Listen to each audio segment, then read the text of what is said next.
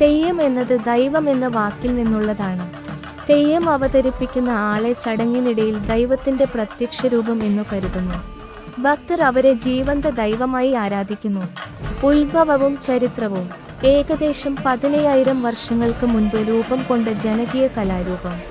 ദ്രാവിഡ സംസ്കാരം, ആദിവാസി വിശ്വാസങ്ങൾ, ആത്മാരാധന, പിതൃകൂടാരാധന എന്നിവയിൽ നിന്നും ഉരുത്തിരിഞ്ഞതാണ്.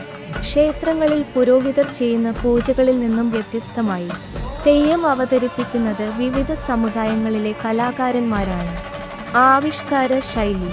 മുഖചിത്രവും വേഷവും. സ്വാഭാവിക വർണ്ണങ്ങൾ ഉപയോഗിച്ച് മുഖചിത്രം വരയ്ക്കുന്നു. കൊക്കയിലകൾ, പനയില, ബാംബു, വസ്ത്രം, ആഭരണം എന്നിവ ഉപയോഗിച്ച് വേഷം തയ്യാറാക്കുന്നു. ചിലപ്പോൾ 40 അടി ഉയരമുള്ള തലമുടി ധരിക്കുന്നു. നൃത്തവും സംഗീതവും. ചെണ്ട, ഇലത്താളം, കുറുങ്കുഴൽ, വീക്ക് ചെണ്ട എന്നിവയുടെ താളത്തിൽ അവതരണം.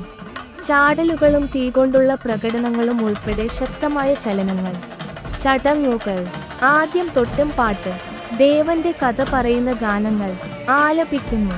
കലാകാരൻ പിന്നീട് ദൈവിക ഭാവത്തിലേക്ക് അഥവാ ട്രാൻസിലേക്കാണ് പ്രവേശിക്കുന്നത്. ഭക്തർ അനുഗ്രഹം, പ്രശ്നപരിഹാരം, ഭാവി പ്രവചനം എന്നിവയ്ക്കായി സമീപിക്കുന്നു.